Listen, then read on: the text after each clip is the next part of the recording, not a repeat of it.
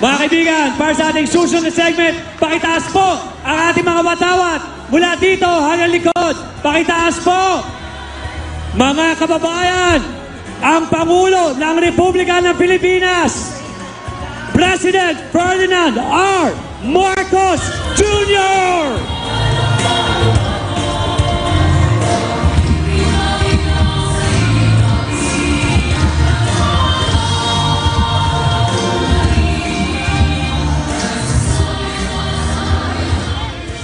Magandang gabi po sa inyong lahat. Babatiin ko po ang ating mga kasamahan na nandito ngayon upang ipagdiriwang ang pagbago ng Pilipinas. Andito po ang dati nating Pangulo, former President Gloria Macapagal Arroyo.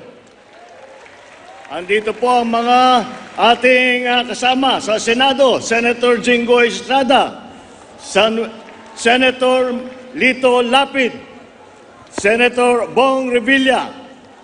Andito rin si House Speaker Martin Romualdez at ang ibang mga miyembro ng House of Representatives. Andito po ang ating Executive Secretary, Chief Luke Bersamin, at ang ating kalihim na mga iba't ibang departamento na kasama sa kabinete. Andito rin po ang ating mga sundalo, mga commanding general, officers, enlisted personnel ng AFP. At siyempre naman po, delikado ko pag hindi ko tinapos ang binuo ang aking pagpakilala ang ating First Lady Luis Araneta Marcos. Kasama rin po natin ang ating mga local government officials, my fellow workers in government, our friends in the different religious groups, ang ating napakahalaga na kasamahan, partners in the private sectors. Mga kababayan, magandang gabi po sa inyong lahat.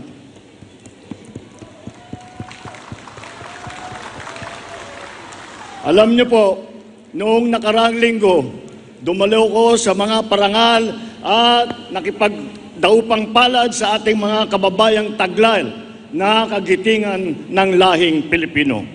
Sa bantayog ng SAF 44, naalala ko ang tapang ng ating lahi. Silang nauubusan ng bala pero hindi nauubusan ng lakas ng loob. Sa inaugurasyon ng Lung Center of the Philippines, Lung Transplant Program, nakasalimuha ko ang mga walang takot na mga frontliner natin na sa harap ng rumaragasang COVID-19 pandemic ay hindi nagpatinag. Sa loob ng Barasoyan Church sa Malolos, sumariwa sa aking isipan ang pag-igit ng ating mga bayani na ang kalayaang nakamit ay hindi na maaaring bawiin. Sa pagyapak ko sa ating mga PWD na atleta na naghakot ng medalya sa Asian Para Games, nadama ko ang diwang ng paglulupig sa anumang malikid.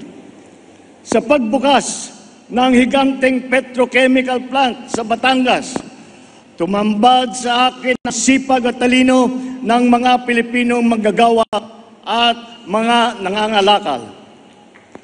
Bakit ko po isinasalaysay itong ngayon bilang pamungad ko na pananalita? Sapagkat po, sa gitna ng pagdududa na walang pag-asa ang bayang ito, sila ang nagpapawalang bisa sa mga maling haka-haka at paniniwala. Sa negatibismo na tila bumabalot sa ating bansa, na binabaluktot ang ating kakayahang umusbong, ang mga nababanggit ko, mga bayani, ang patunay na kahit gaano kahirap ang hadlang, kaya nating umudlan at magwagi.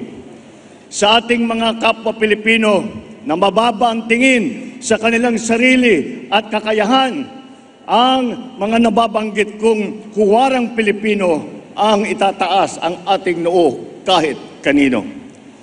Sa mga makakasarili na pilit tayong hinahatak sa landas na tayo at prinsipyong kanya-kanya, ang mga nabanggit kong huwarang Pilipino ang patunay na may tagumpay kung sama-sama tayong nangangarap at sabay-sabay tayong kumilos.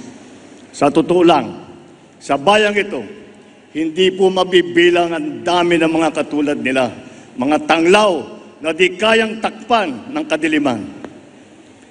My fellow Filipinos, it is in the spirit of our race's resolve to surmount odds, overcome difficulties, and triumph over fears that we gather here today. We face a complex and changing world. It calls for a united response that would make our nation strong, our economy sound, and our children's future secure. We cannot meet these challenges if no common purpose energizes us. We need to have a vision that moves us forward as a people united, a vision so compelling that it brings out the best in us, one that is feasible that every one of us will invest in. We must restore faith in ourselves by taking stock of what makes us a strong people, a resilient nation. We must dig deep into our valiant past, draw strength from the heroism of our forefathers, and let this heritage of selflessness propel us forward into the future. Malalim at marami po ang ating pinaguhugutan ng lakas. When dreams seem impossible, let us remember that our nation, Asia's first republic, was founded by patriots who were in their 20s, who never wavered in fighting for the freedom that we enjoy today.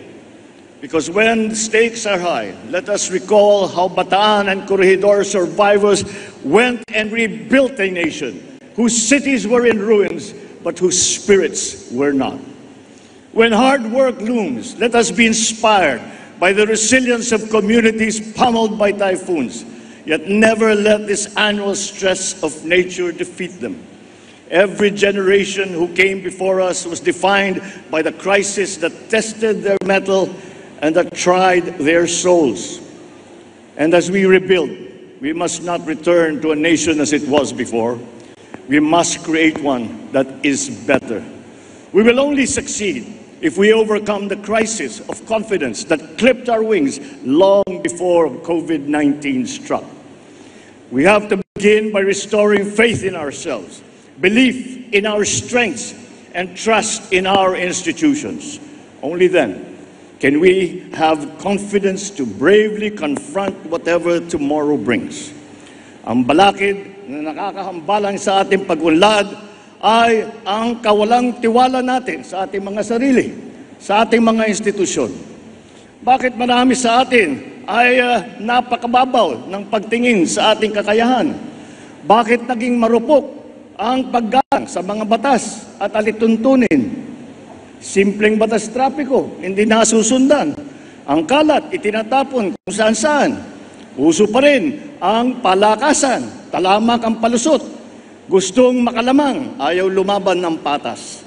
Hindi pwedeng ibunto ng sisi sa taong bayan paulit-ulit na pinangakuan pero hindi natutupad na pangako. Hindi natin pwedeng sumbatan ang masang biniguna ng maraming beses. Kaya ilang beses ko na itatanong sa aking sarili, paano ba natin hihilumin ang pagtatampo ni Juana at Juan de la Cruz? Paano natin ibabalik ang tiwala nila sa gobyerno, sa kanilang sarili, sa ating kinabukasan? Paano ba natin bubuhayin ang pananalig nila na kaya natin ang mga hamong parating? I believe that to win that trust, the government must show in deeds, not in words, that it is deserving of that trust. Government must lead by example, not by empty exhortation, but in ways that inspire confidence to our people, so they too will believe that the greatness they deserve is at hand. It must present an agenda for the future, with clear benefits for our people. For only by providing clarity will they invest in it. We must craft a blueprint for progress, a plan that inspires hope and promises change, because without one, we will be inflicting the old and outmoded views on our people, denying them the benefits that innovation and that empowerment will bring. We now have that plan. The Philippine Development Plan of 2023 to 2023. Binalangkas ito ng lahat ng mga departamento ng ating gobyerno.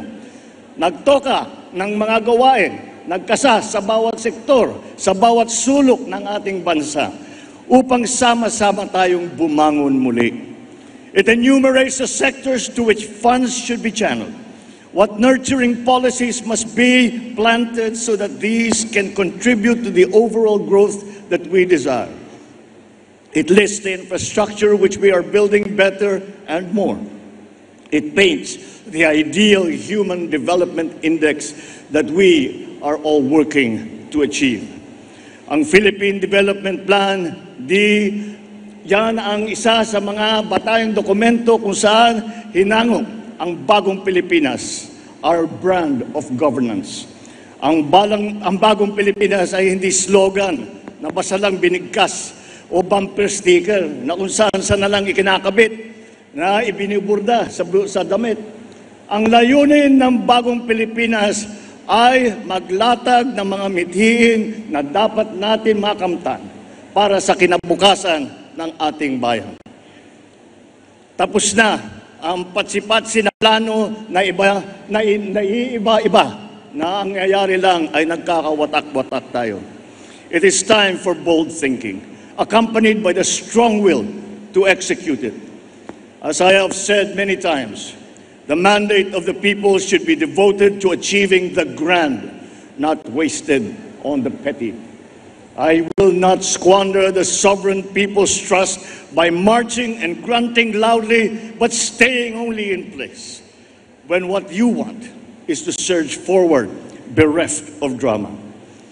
Bagong Pilipinas is not a political game plan that caters to a privileged few. It is a master plan for genuine development, the benefits of all our people.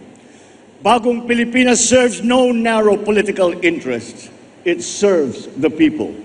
Bagong Pilipinas is not a new partisan coalition in disguise. It is a set of ideals that all us Filipinos, regardless of political creed or religion or wealth, can coalesce around. Bagong Pilipinas is addressed to all government officials and employees and citizens of this country. It is an invitation to all of us to think about being a Filipino and view the nation from a renewed perspective.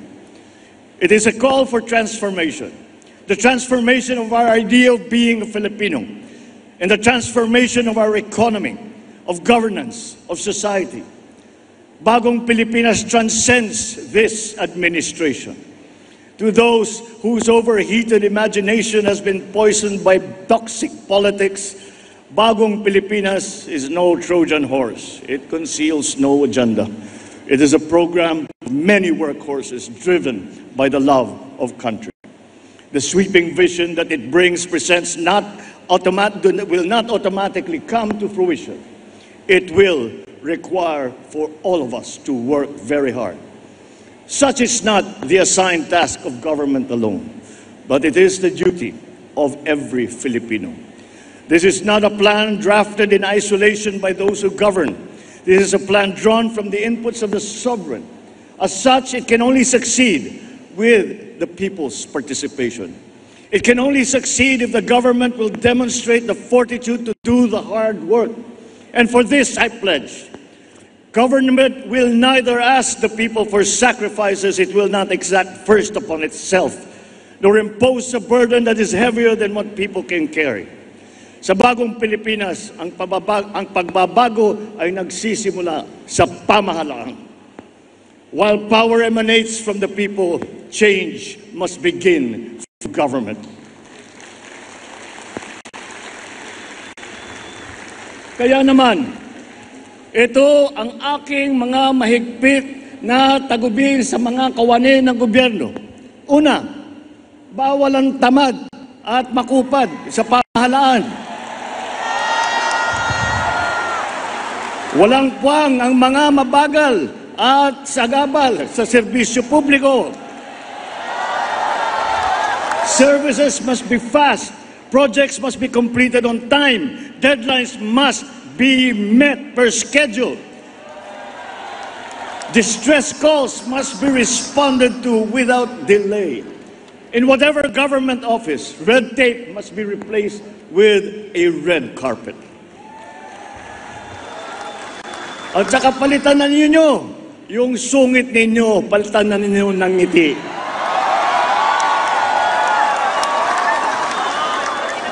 Complex requirements and the processing time must be reduced. Pangalawa, bawal ang mga hindi tapat at nangungulumbat. Kapag pera ng bayan ang nawala dahil sa katiwalian, ang mga taong paglalaanan sana ng pondong naglaho ay nananakawan. Sa Bagong Pilipinas, bawal ang waldas. Ang paghahanda, lalo na ang paggugol ng budget ng bayan, ay bukas sa publiko at hindi kinukubli. Walang parte nito ang kinukupit o sinusubi. Pangatlo, bawal ang mga pang-api at naghahari-harian. You are servants of the people, not their lords.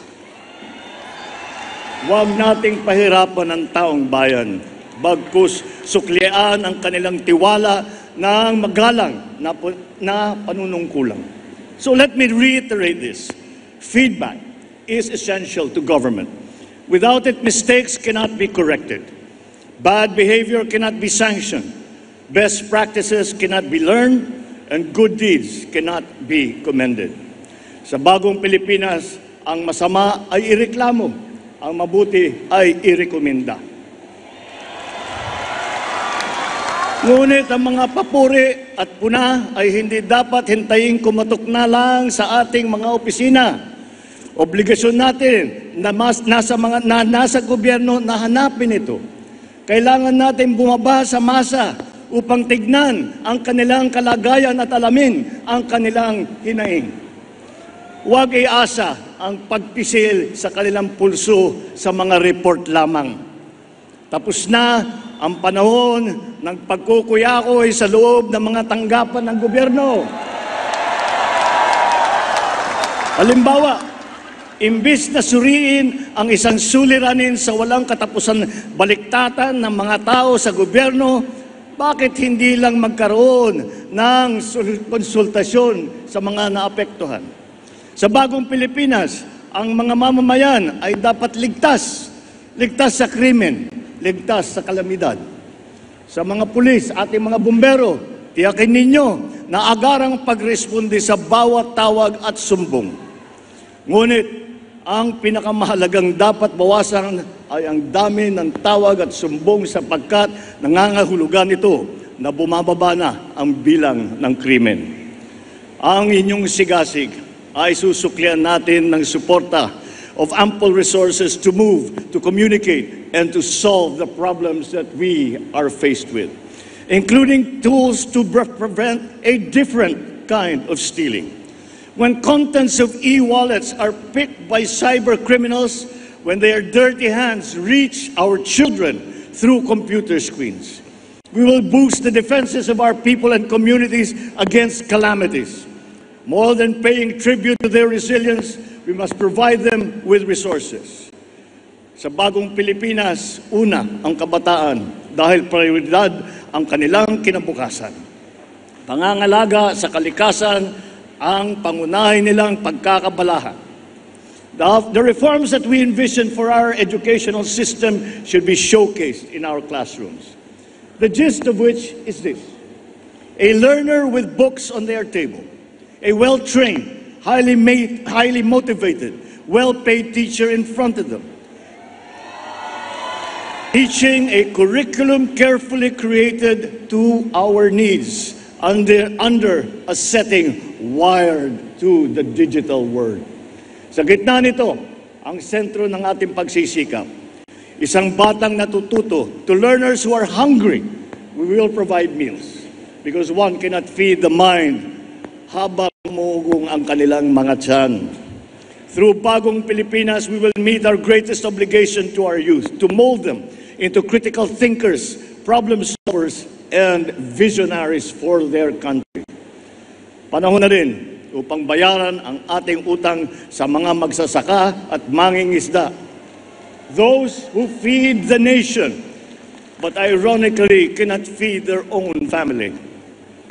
Nagbabadya ang El Nino, ngunit babahayin natin ang agrikultura ng mga programang nababawas na perwisyong dulot nito. Sisiguraduhin natin na hindi malulunod ang mga pinagpaguran ng ating mga kababayan sa kanayunan. We are expanding our irrigable lands. We are increasing farm support across the board for all crops. We are incentivizing urban gardening, including turning idle lands into vegetable plots. We will no longer tolerate smuggled food that impoverishes our domestic producers and puts our consumers at risk. The ultimate objective is to make food affordable to all. And one way is to achieve this is to make it accessible to consumers. We are addressing trading and transport bottlenecks. Itinigil din natin ang katotongan sa pagkokotong sa daan at sa pantalan sapagkat ang tong ay nagiging presyong ipinapatong sa mga mamimili. Sa mga barangay, ang kaayusan at kalinisan ay gawin nating tuloy-tuloy. Ang bawat bakanteng lupa sa inyong nasasakupan ay gawing halaman at gulayan. Sa mga barangay at SK official, maging modelo kayo ng isang tunay na mabuting mamamayan. May takot sa Diyos, may hiya sa kapwa, at nangangalaga ng kapaligiran at kalikasan. Sa ating mga local government units, ang outstanding performance ng bawat barangay, munisipyo, lungsod at lalawigan ay patuloy na susukatin, kikilalanin at tututukan upang ang bawat sangay ng pamahalaan lokal ay tiyak na magiging epektibo. Sa mga miyembro ng ating kabinete, pangungunahan ninyo ang mga Bagong Pilipinas Town Hall meetings sa mga rehiyon. Ilahad ang mga bagong patakaran at mga bagong programa. Ipadama ninyo ang mga pagbabago na ginagawa at gagawin pa ng inyong departamento at hikayatin ang suporta ng bawat Pilipino sa mga patakaran at programang ito. Sa sambayanang Pilipino, araw-araw tayo mananalangin, magsusumikap at kumilos upang maging mas maginhawa ang pamumuhay ng bawat isang Pilipino sa ilalim ng Bagong Pilipinas. Sa Bagong Pilipinas, may pag-asa ang lahat. Ang pag-asa ng bayan ay nasa ating lahat. Mabuhay ang bawat Pilipino, mabuhay ang Pilipinas, mabuhay ang Bagong Pilipinas! Muli, President Ferdinand R. Marcos Jr. Mga kaibigan, sabay-sabay po natin isigaw, mabuhay ang bagong Pilipino! Mabuhay ang bagong Pilipinas!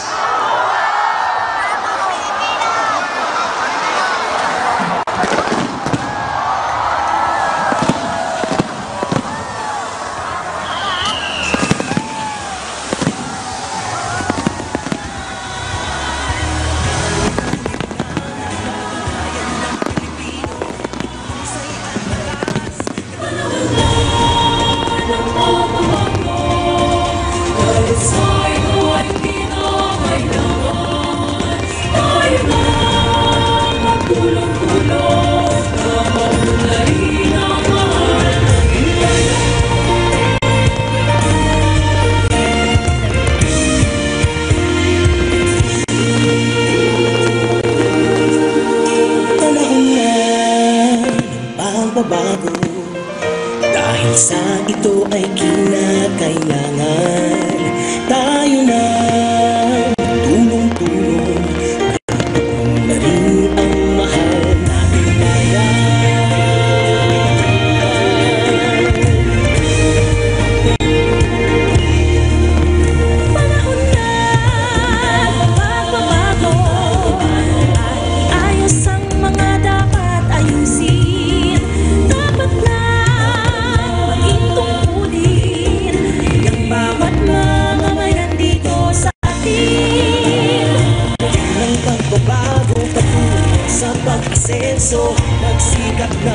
puti